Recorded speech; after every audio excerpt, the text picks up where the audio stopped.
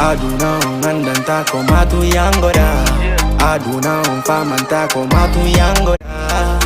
Whoa, matu sonjora. Mi heba mi do wakili mi weddita ki kolla mi akiri burna nganda mi do yondini mi yetta joma voilà assalamu alaikum mi hiwro mo kala inde mo yettor mo mi hiwro téléspectateur men dal go Jama TV mi hiwro mo kala ko jojjore ko jottiro hande men ka men hewte jang hande hiden do le 21 novembre 2023 hande kadi men hewti ko émission at 224 DJ Lamzo at 224 DJ Lamzo hare ko ni wonta tous les mardis ido ngandi ko en direct wonden e Jama TV haray mi inna don ber nenira men babira men nawde be walibe ko be tajjidi torde mi Allah yo Allah yaltimbe e dow jam mojjere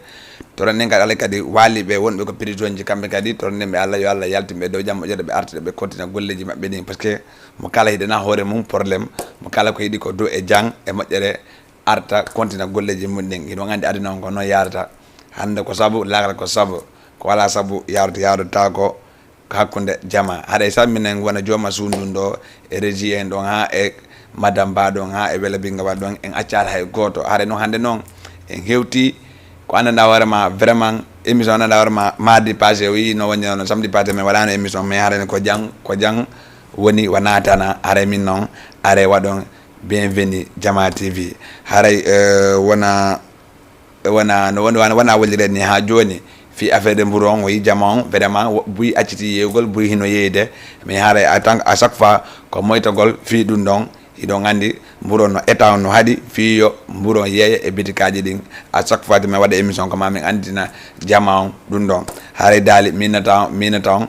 si c'est bon après reji mandaren sul bens artaka plateau me adde 120 hande non na tourment seeda de ko non ha joni si Allah jabe artaka plateau me de 120 DJ Lamzo reji si c'est bon main mata Diallo jarama madame Diallo jarama hare wi sul bens vraiment kankadi ko retro nanda warma o wadi do ancien musique mananda warma kankadi yalla hirno mo yafo ko non yalla hirno mo yafo kankadi yalla yafo en yetti tan parce que ko non aduna ko non ko walli ko liuma sat nyanda go ko o janda go ko non affaire on boy ma jut en hotey ko jeeden non parce que wana do jeera do en aptu rewen fejjen ko addani ko hendu e rewe tum fejjen ngenen kadi ko non affaire di yalata hare minna merci beaucoup wana garal Lamine Touré lay ko nen kankadi samina mo foto wana seeda kambe kadi be walliti DJ Lamzo e parti jiding parce que ko no affaire di yarda pay ko ngoy na DJ Lamzo ni vraiment kala ko wata wadgol ko anna do wakilo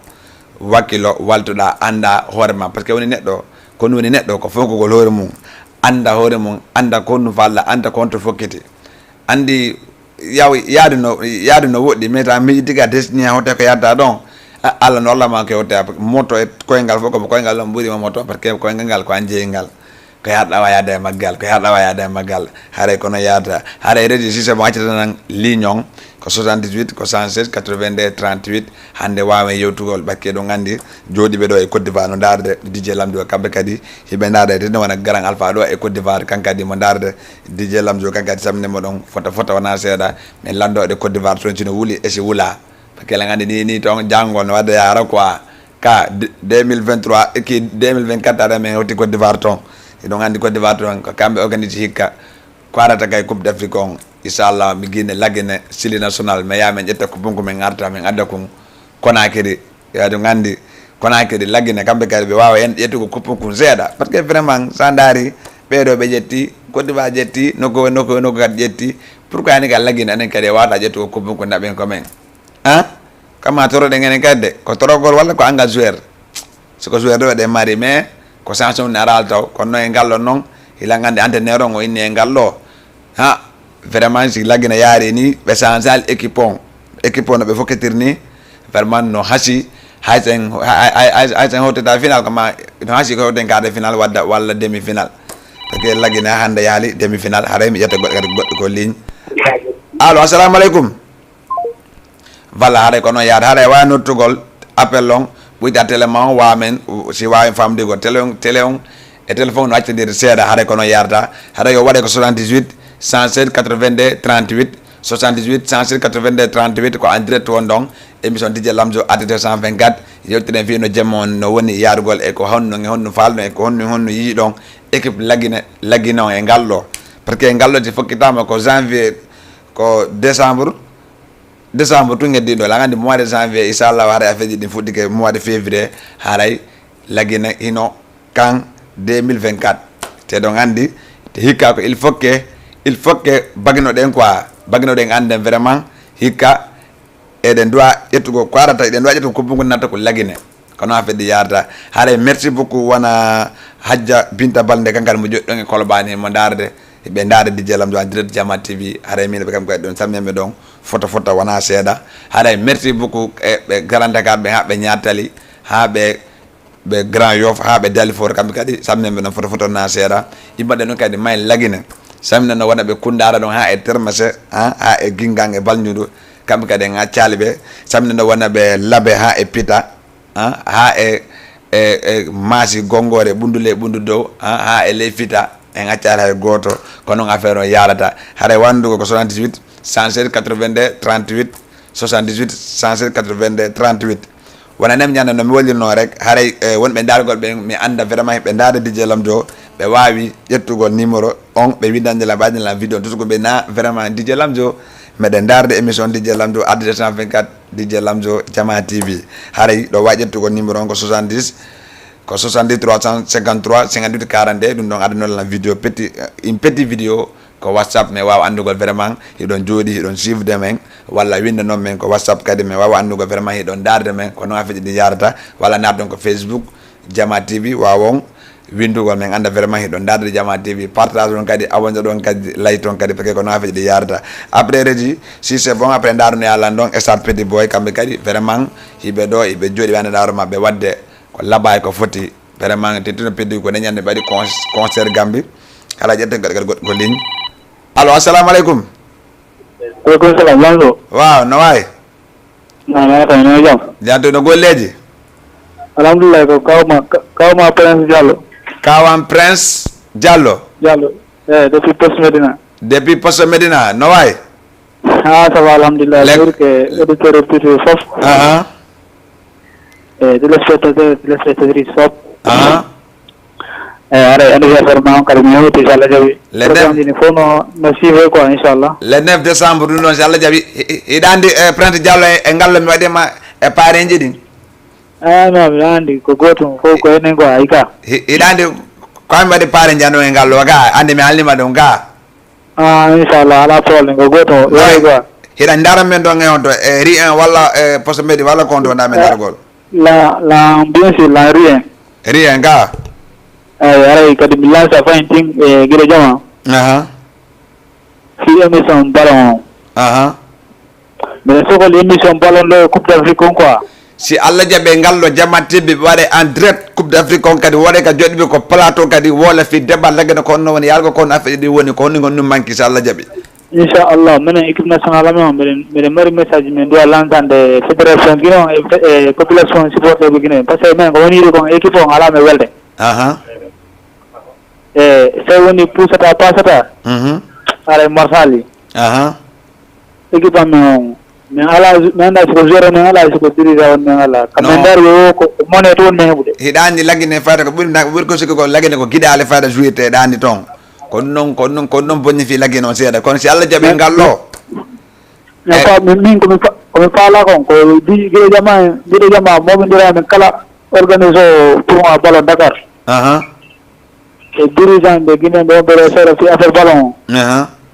wara on émission go aduna fo wa tandare Guinée en no wonde Guinée be humpito men ko don wadde ko ala me welde parce que équipement ire ndar en on be Dakar robe ni andi on no mas yidi won fejire wallahi wala si Guinée no jure do si Guinée piyama do ara de mari ere quoi ara de mari ere non tendino wana enen voilà jene en ga wakilo do si no équipement on garnire ha moja wallahi Prince ok bana mi toni kali nyara match to linyon ko aray mi urge gide Jama mi wadi mo appel on solane lo fi wallito me moja fi si Allah jabi émission ballon ka Prince Allah jabi halni ma Jama TV be jetti dum don engagement inshallah e ngallo be ni kala ko Afrique o kala Guinée ko suyi premier deuxième mi-temps on jotto ko debba ande be fi ballon noddete wade ko plateau jode lande ko honni Guinée do abide ko honni manki ko honni Guinée doit addugol ok inshallah ala problème ala welcome merci beaucoup Prince Diallo ɗo eri en voilà ko noon affaire o yadata si inchallah e ngal ɗo haara yo jama o nanggu par ce que match passé so andari ko Jama TV holliri ballon laguine waɗuɗo on match feƴƴuɗonoɗo ɗo on si Allah jaaɓi e ngal ɗo coupe d'Afrique on si Allah jaaɓi wooda e jooɗiɓe chaque match Guinée deuxième mi-temps jooɗa e jooɗiɓe reportuɓe kadi ballon on kala no ko affaire o manque ko erreur waɗɗo on fa Allah jaaɓi si Allah jaaɓi ɗum no fof wolede par ce que laguine ko ɗon jeeyaɗen ɓoyma juute honta e laguine ko ɗum ɗo ɓooye maayo wo ko woni ko leggal ɓooye ma wontata noora awa siɗi hara ko siɗi hara koye juddu wonne no walla hara ko ɗo jibina ɗen ko ɗo mamsol men jiba ñande waɗ ɗo ket ŋet mo kala hettoye ko jeeya ɗon ko ɗum ɗo waɗi ande laggine koko men koko ɗon kadi mantortoɗen ko ɗon kadi hoɗuɗen hara ka ƴetten goɗɗo kadi ko ligne allo assalamu aleykum allo wa allo no wawi frère ça va ala no martude jaddu hiɗe jang bay inde nde ŋettone no nodda men on to walla ko Jama TV woni noddude ɓuttele o seeɗa ko en direct wonda ɓuttele ma o ɓuttele ma o ɓaawo ala mi yewti wa ok no inde nde ŋettore nden way ƴettude Allah iɗo nodda men on to Medina Medina eyi wa ok meɗen jentima ara ɗo wuura ok merci beaucoup eyo allo voilà ko noon affaire o yarata haray on ɓuytay télé mon on télé on e téléphone no accodir seeɗa télé on e téléphone no accodir seeɗa haray ko DJ Lamɗo atti 224 haray ɗon andi hande fi laggine normal no ɓe duwa yaade ko no e kan 2024 ko honno laggine duwa yaade go normalement auditeur ɓe no duwa noddugol anda fi laggine ko honno par ce que ɗum ɗo tan daari émission on ko international woni yawgol anda warma kala ko musita neɗɗo wola fi laggine par ce que ko laggine jeeɗe ko gonga hayso ɓe gagnama iwata ko toon jeeɗen ko gonga hayso ɓe gañgue iwata ko toon jeeɗen hayso ɓeɗo ɓe jaali en iwata ko toon jeeɗen ko ma enen kadi joɗɗen mobilise ɗen wowlen ko weleten kon ko médiaji wowlen ko anduɗen kon ko médiaji wowlen ko fi woɓɓe gati ɓe yewoyi ɗum ɗo jiri dañjini si yewi ɗum ɗo ɓe anna vraiment ko ɗum ɗo manque ko ɗum ɗo manque ko ɗum ɗo kadi manque ko ɗum noon haaray ɗo wawi naata ko noddon 78 107 82 38 so Allah jaaɓi men ƴetta yon haaray si c'est bon régi mandaren star petit boy arten ko plateau mi addita tan fe kadi DJ Lamzo haaray ko noon hatta ɗon ka nodda men ƴetta yon so Allah jaaɓi haaray mayen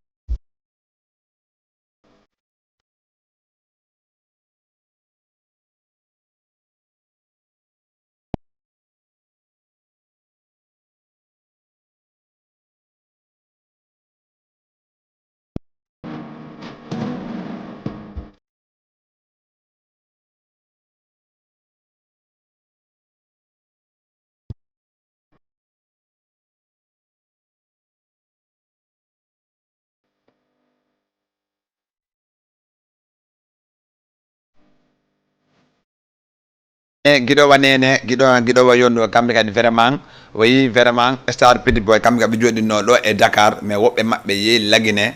par ce que musique ko ɓooy majjude Dakar ɗo ko gonga sa daari musique on kono ɓuri wongo domingo ko Guinée mais Guinée men kamɓe hoore maɓɓe ko gaaɓe ɓurte sivede ko noon woni affaire ji ɗi yaari mais noon vraiment peddo kamɓe kadi hiɓɓe e laawol annda warma vraiment si ɓe waɗiri ni no haasi ko nawra ɓeyta par ce que musique on talan on no woodi ɓe wakkedi kadi affaire de image on kadi normal parce que image clip vidéo ko image landi image man warma vraiment ko qualité te qualité woni anda warma ko moyen landi ko moyen woni fi qualité kadi kono affaire ɗi yarata haare min noon vraiment wonɓe darugol ɓen haare o nodde ko 78 182 38 ko en direct won ɗon Jama TV wona rediffusion tega wona ɗum ɗo tega sa noddi kadi a ɓutte téléma on seeɗa haaray wawen famdugol wala ko falla ko mais waɗanoma par ce que aduna ko sabu lagal ko sabu ko non affaire ɗi yarata haare merci beaucoup wonɓe darugol anda warma wona muminatu ɗo e Rue 20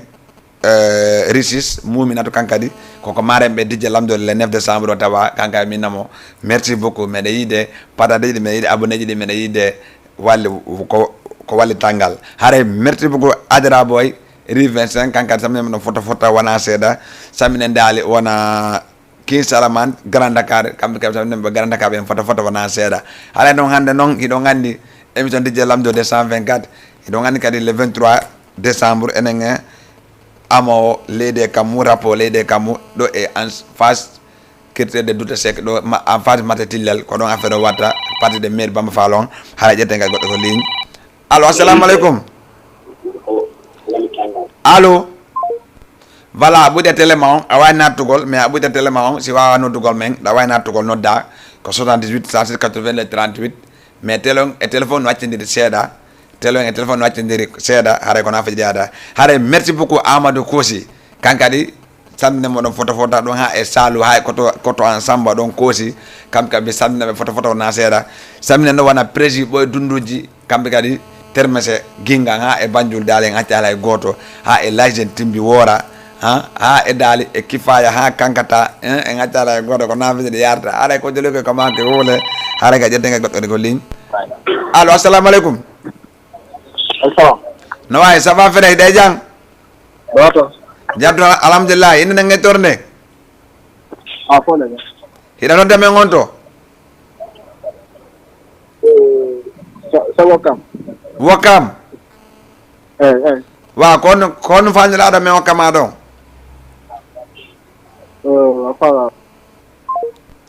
voilà haɗa kankadi mo jooɗi ɗo e Wakam sa wola toon e voix ma o itta écouteur ji ma ɗin wawi famdigol ko noon affaire ji ɗi yarata haara ɗa wawi nattugol nodda ko 78 116 82 38 haare mi yaari kadi wonɓe no France no darde men haara wonɓe dal wona Côte d'Ivoire Guinée Bissau Gambie wonɓe kadi annda warma vraiment ko jooɗiɓe ɗo e Gabon no darde men walla jooɗiɓe ɗo e Italie ha e Belgique keddino Guinée ɓe wonɓe États-Unis ɓen haray on ƴetta e numéro winda waɗno men petit vidéo addanno men ko WhatsApp min anda vraiment hiɗon darde émission Dj Lamzo adde 124 anda warma o waɗay ko 70 waɗon ko 353 58 42 addanno men petit vidéo on winno Dj Lamzo vraiment meɗen darde émission on vraiment no fotno laba vraiment komin awri walla winda noon men mais wawa yigol on ko WhatsApp ɓe ganda vraiment ko ɗo woni numéro WhatsApp o mais no nawnoddu men appel direct ko WhatsApp ga haaray ko message tun wawa toon addugol min ganda vraiment hiɗo darde émission arti 224 Dj Lamzo haaray ko no yata haaray régie après wonala noon préparé wanda warma mourto andana hande noon ko Dakar mi woni hande na Guinée men jawgol ko Dakar ga mi woni Dakar Sénégal haaray ga ƴettega goɗɗo ko ligne allo assalamu aleykum allo voilà haɗay ko noon affaire ɗi yarata haɗay o waɗay une petite vidéo addanon men ko WhatsApp min anda vraiment ɗo darde in ɗum Dj Lamzo meɗen darde émission article 224 Dj Lamzo haɗay ko noon affaire ɗi yarata haɗay min après wandalan systéme o reedi wandalan prépare ɗon somme wonnamo kala kamɓe kadi wonamo kala après arten émission article 224 Dj Lamzo haɗay min nawn ɗon wona Garan Salou ɗon e Malika ɓe kamɓe ɓe salminaɓe photo na seeɗa haɗay Garan Moussa Mbour taw woy noddugol ko émission Dj Lamzo 224 haɗay naatu nodda arga fejini ko no yaada haray ta yejutu le 9 décembre anniversaire wingi ton e ñaani night club avec de Dj Lamzo adde 224 ko no affaire yarata haray min non wona sere Madina Wulali fans club sere Madina Wulali e sere longo lava kam ka saminen dum foto na sere saminen kadi wana sortisan de termeson fop kala yaltudo ledi termese hare kam gabe saminen mo don foto en accalbe hade kal sokole wana ko ballon jona ko tunnaruji wana ko musique sa noddini mo telephone on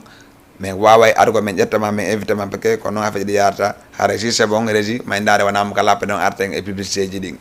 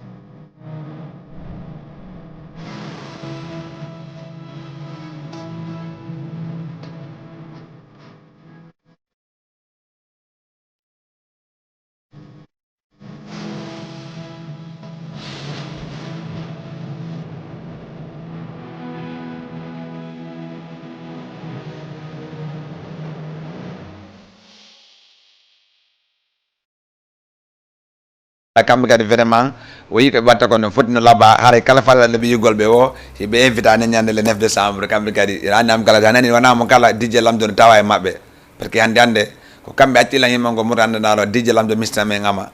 mais walla men fijire baya walla happy birthday DJ Lamzo vraiment peut être kamɓe kadi ko minna ɗo ɓe jooɗi ko ɗumade min hande hiɗen Sénégal janggo noon kadi hiɗen Guinée ko noon feƴe ɗi yarda par ce que kadi paygo Sénégal koye il faut que koye droit waldede par ce que koye mari talent o ko wadi ko mi wadde musical normal Sénégal no wadde évoluer andare wona hesbo rap e nder lagine ɓe comptete andanama ko deuxième walla troisième walla p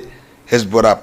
ka ede ko Sénégal ɗo ɓe jooɗi Sénégal ɗo ɓe baaji mais kala ko watta sa waɗi deguer tum ko ɗum ko woni ko gorde deguer keƴ haara lanni ko noon feƴe ɗi yarata haray si c'est bon après haara ƴetta goɗɗo ko ligne allo assalamu aleykum no ay frère ça va ça va alhamdulillah hiɗa e jang dan toon alhamdulillah inde nangi ɗa nodda men on to Zal Fas Zal Carter depuis Fass. Yeah, paga. No way frère, no welde. Wa ça va alhamdulillah no wuti. Jadu hida ndara men on to en direct on to walla ko Facebook walla ko télé wona men dargol. Men daram do en face en direct. En direct ko télé ka. Na? Ko télé wona men dargol ka. Ah, télé gido jama ay. Ah, ko télé gido jama ka. Voilà Zal ko mbambo kanta on ditika do mi anda hande parce que hande non ma da ko mbambo. No hande ya fala o kan kinjo hande fala o kan. Ko kinjo me fala men okke. Se Allah jam okke de kinjo akoni mo mbambo. No, that's what the partner can do. So, ya juga like date. Dange. Partner can do for bloquer. Vraiment kono andi Zal. Naam. No do ko okkanebe. Andare yimɓe ɓe hokkanaɓe ko ara nana yimɓe ɓe wona danger en ɓe jarala hokkanaɓe nda roɓɓe ko hokkanaɓe ɗo acci bonnugo inde lamduje paga moƴƴaade acci hokkan ɗon mane ɗon ala probléme non mane ande ala jam hokkata on noon ko defa yanjo ala probléme way Zal kono yiɗa le 9 décembre o bakkeɗa la neñande hokkima tigueji quoi neñande bon ko 9 décembre o neñande na ko yomde ɓayde par ce que ma neñande nugeji neñande no habdiɗo hewtide Zal hewti ka inchallah ok non il est validé ɗum noon validi ok merci beaucoup Zal ok merci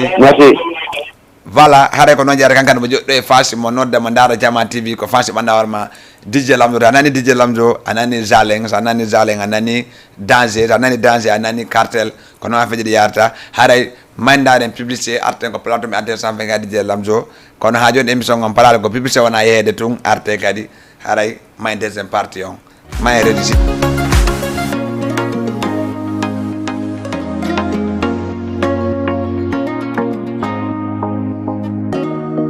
Jama TV avec vous, jour après jour. Yeah, philosophe Peul, philosophe guinéen. Dream Company et Guinée Promotion wani kol tatan concert Mido wuli hibu gol cancer mido fima tour rap guinéen wana wadu gol tun concert ko yo caché bin compte bancaire. Kon nous fendi wo samedi 23 décembre au centre culturel Doutasek Artijombo renommé international Europe yakudele de Kambu pay kunkunoida olanchi Gambie olanchi la Guinée olanchi Côte d'Ivoire olanchi Bamako Europe combo woko striker Poulong Oimei Nanak Poulangal la Guinée forme de l'OTA le 23 décembre centre culturel Doutasek Eningambo wo striker comme Poulong Berne mabe walotako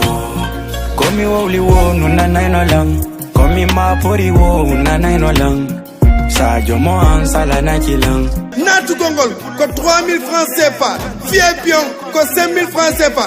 Artiste Guinée wobe Sénégal me fo nolota Sere Jiding groupe Jiding enenge striker Europe ne hakune Guinée Sénégal rappel me fo nolota Fissa ji waday hey wakala DJ Jo holi do wore mudum rappel be ben yarno to striker Bilami heba mi do wakili mi weddita ki kolla mi akiri gurnanganda mi do yondini mi yetta joma salli sinoldini mi do jawa hore belle helta babe fiyo jemma on mi hebu ko mi walo fisige mi hebu ko mi dano o hale jama fono invita wo ko on tumo wo ko le 23 décembre ça se passe wo ko centre culturel Doutasek toute la communauté guinéenne kala monada horema kala artiste wonto e Sénégal hale no invita concert o ido walu do 77 788 55 23 wala au 77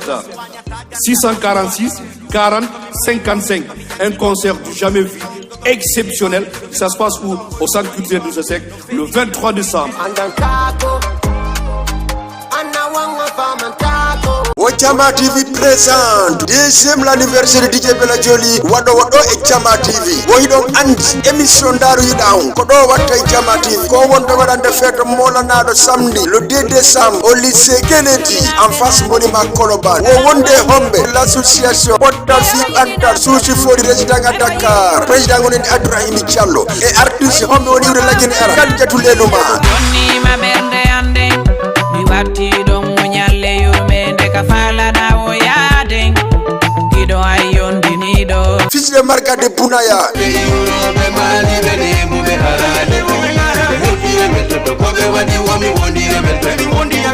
Petit DJ Eriko Jadi Fere Sigitong Kulu Sangi fo wono wi Petit DJ womi yeton kadi ko honto wadata lycée Kennedy wadata en face monument Colobane entrée ini 3000 francs CFA aron soutenons émission aron soutenons DJ Bella Joli soutenons culture guinéen à part de 20h au lycée Kennedy ara fo no dita dañande kadi ko wela ma wela ay ma wela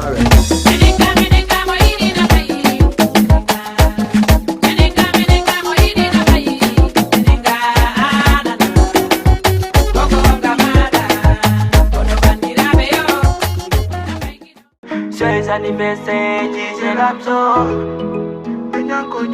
Joyeux anniversaire, DJ Lamzo. Denyande Darado Yombo. DJ Lamzo présente son 3e anniversaire à Dakar. Oui, DJ Lamzo de Jama TV. C'est les gens qui DJ Lamzo. Kundar, Fajar, Hame Moy Mali, et oui, kon Lamzo. Woko le 9 décembre, nous comptons Wata, ko Nyani Night Club. On a DJ Lamzo. Paikou Kila Kunkung. Lamzo, non, moi, sa génération. Wanda Nyande Kalinon, Wata Yegitu. Il m'a mari invité Mola Nabe. Wok Parengon, comme Messe Wuri, depuis Medina. Amadou 25 ans. Et Boy, Tundunji. Et Messe Lamine Touré. Leikone. Et Kouti, Dandakar. Sadio Pita, depuis Wakam. Suleiman, Yunda Diabo. Oumar, depuis Kandakar. Et Yay Kamara Mekad. Hadja Binta Balde, depuis Colobane. Et Djadja Rama, depuis Charoy. Mariama Aselem. Et Lamarana, Wakam. Wo Artenka Sere, via Sere Medina. Sere Djo Diallo. Sere Gerte Kiaf. Sere San Rival. Wo e Sere Aïssa Hitwa. Mosibe, Lamzo. Minni onko Paikou, Yidakou, Yedakou. Samedi, le 9 décembre 2023, au Nyani Night. Tagodo tutu sa koleta. Ningondo sala gabi me akni pade ande. Liye Nyani. Tagodo tutu dey. Joyeux anniversaire, DJ Lamzo. Wohi mola ni onkadi pasi wona kadudi nyamande ala kono pirion chatta woko 2500 wadata ko prevent 3000 francs dum ko ya nato ama VIP dow kan newdi don ka dati don ka foti don wala 5000 francs CFA adije Lamzo fay ko ngay ligede so noddi tinder do tultudo woko tartudo nder do goje labade be otino nder do goje wonon ko hobbe amin ta pay koy ko hobbe fitirta pay koy woko DJ Yaya DJ Billy wo e DJ Boss DJ Yaya Junior nde nyande kadi minni on entrée on ko 2500 prévente 3000 francs nata ama kadi wonon kan newdi don encore ko 5000 francs CFA ko VIP mosibbe onon e Lamzo e Yaya ka numéro téléphone woko 70 353 58 42 70 324 51 12 DJ Lamzo ende jande mosibbe. Joyeux anniversaire, DJ Lamzo. Le 9 décembre, Konyani. Joyeux anniversaire, DJ Lamzo. Le 9 décembre, Konyani. Voilà. Régie. Aïe, voilà la nale. Wadu. Aku pegar, vamos dar.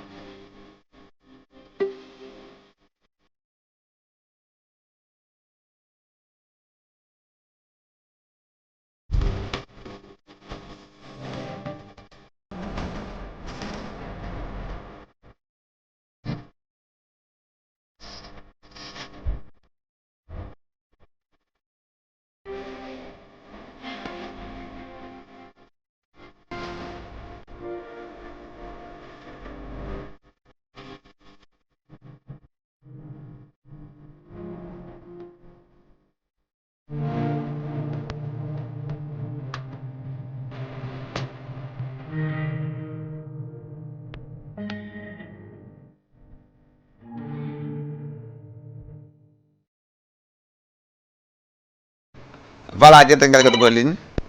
voilà jette ko ligne assalamu alaikum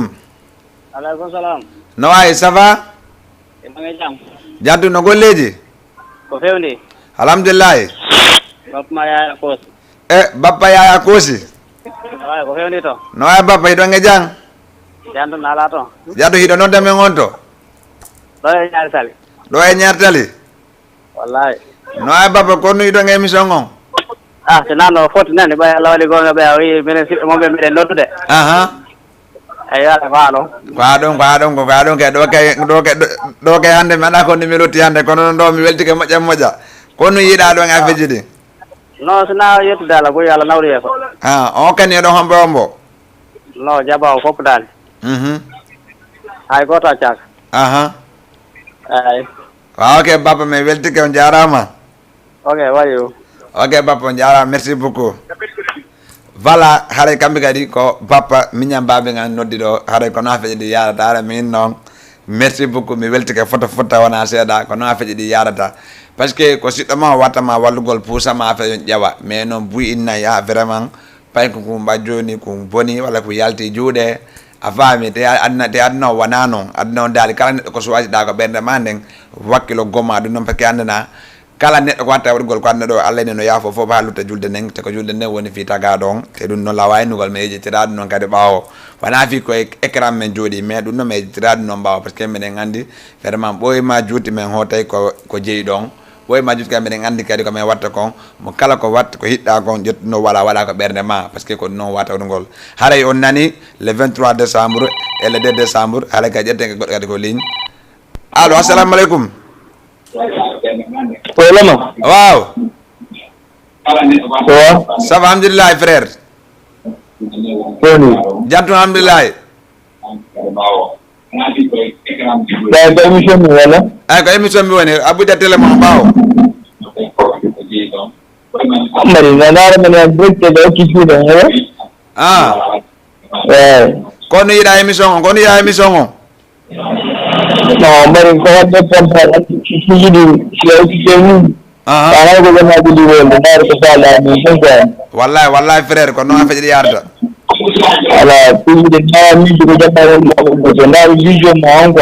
wallahi abude tellement mo sera abude tellement bawo sera tellement bawo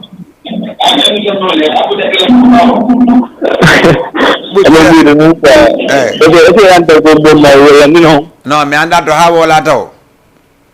MAG bay ko ton de ko timbi MAG ay frère no way cool hida non de men honto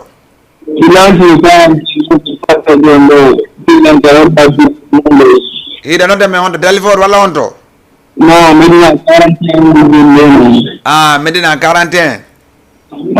tu vois ça fait le coiffeur grand Ismaël le maire coiffeur de Medina aussi le grand Ismaël ine mo mi wurike mo don pick up mi wurike mo don et puis grand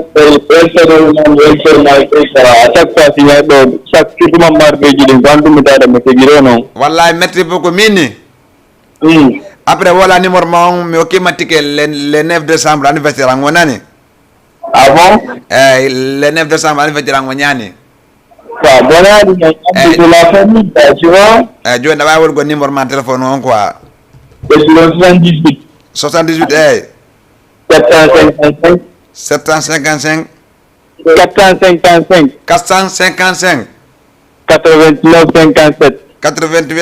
89 57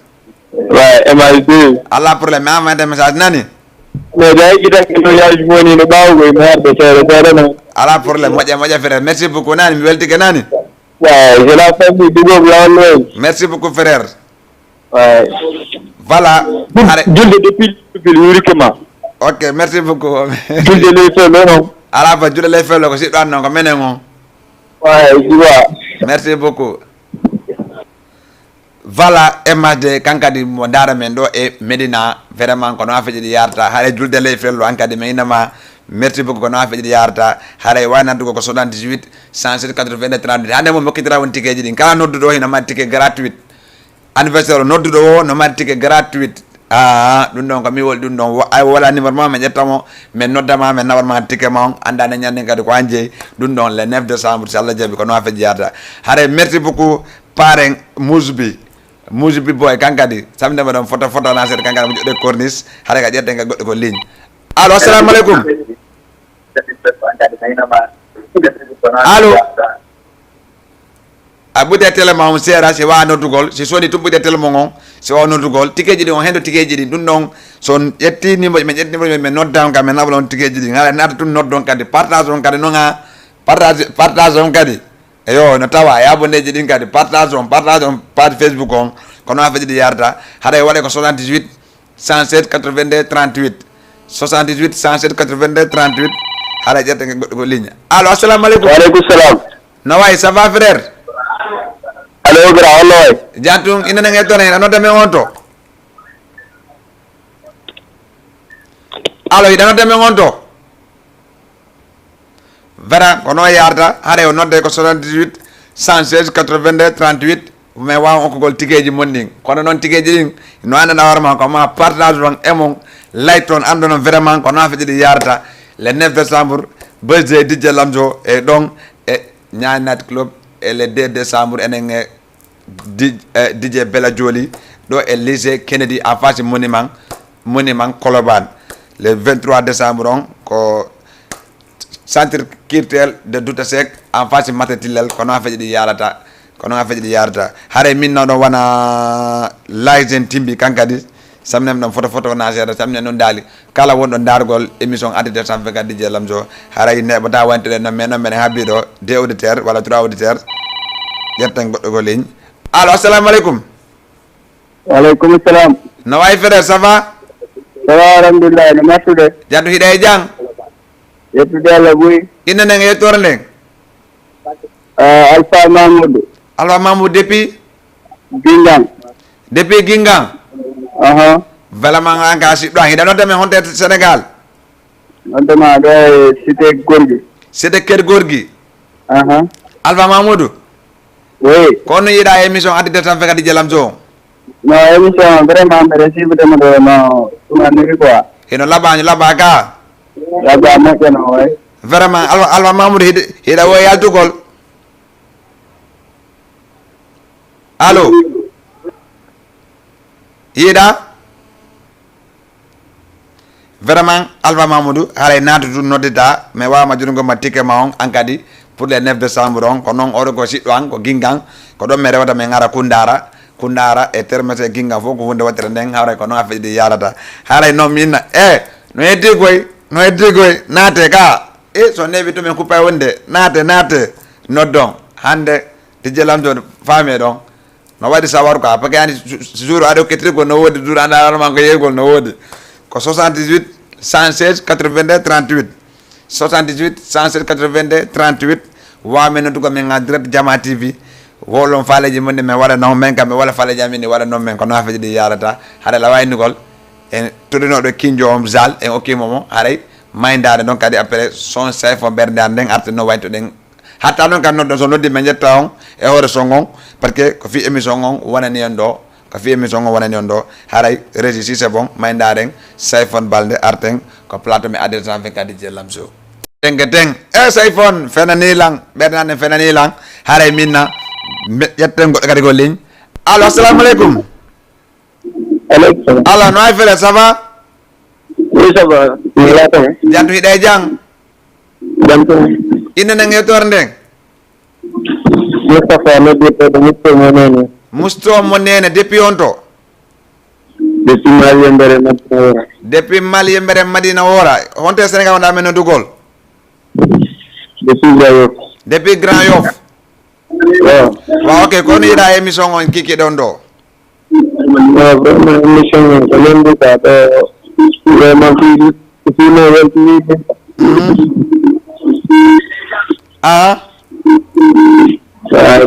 wa voilà kede kundara ka kadi partner jangda kundara ka ayda baja ko foko goto Madina Wora e kundara e dama e sengeti foko goto pakke ko enen on badondiri ko nok gotum wa ok mini alors wolu ni war mama mi wakama ticket pour le 9 décembre onani numéro WhatsApp kan numéro non ko ngande mum dal ko ngande mum so wal made mi alni ma jetta numéro ngam dan bana la message ko WhatsApp ko joni jetta numéro WhatsApp joni ko pro mi jetta wala numéro ngam après jetta do nani ida joni ko hetto la mi wala numéro ngam jetta do WhatsApp nani OK voilà merci beaucoup voilà merci beaucoup haray kankadi mo do e mo noddi do e Grand Yoff haray ankadi wajettugo numéro téléphone WhatsApp DJ Lamzo wawa hendogol ticket ma on parce que ko non afedi yarata haray a jette ko 70 wada 353 wada 58 wada 42 wada 70 wada 353 wada 58 wada 42 ko do woni numéro WhatsApp angon haray ko non afedi yarata benane fenani lan haray mina don zal haray merci beaucoup bappa an don e yaya don e ñartale kankadi minna be don merci beaucoup haray merci beaucoup lamarana don e rond.0 kambe kadi hibe jodi be yede don café don wela café don ngandi kambe kadi samina don foto foto na seda haray merci prési boy dunduji prési boy sodi ticket ji ananda warma vraiment woni DJ Lamzo di ticket ji do lan fala ya oketir di do ticket ji mimmi arata mais mi watte soutenant ticket ji di haray mi sodi wana o sodi wana quelques entrées anda warma vraiment di donc gratuite di donc min DJ Lamzo o walliti dum non parce que ko no yaata wori buy anda warma be arata mais be wabi wadgo soutenage sola ticket anda warma haray di donc an sa yaata da okiti ko dimmoje ma o wawa yewgol haray ko no ngafa di yarda haray min non vraiment émission on ko non yarta haray hande min non kala yido anda émission nganen ko welali dum haray minen tori on digi yafuye kala yido anda warma hinno wela dum haray ko non men fallira haray min non e samedi pas de 14h30 à 15h30 mardi 22h pile 23h tami 30 wala 40 haray fermen haray min non merci beaucoup hatta non kadi ndaron publicité ji din dogay à chaque fois publicité ji din dogay kala ne fallo hoto gollo woni arti be woni no numéro publicité on jette don wa men contact gol wa we yotugol ko ley ko na faji yarta hare merci beaucoup régie merci Guido Diamang merci madame Ba hare ciao ciao e nge samedi prochain inchallah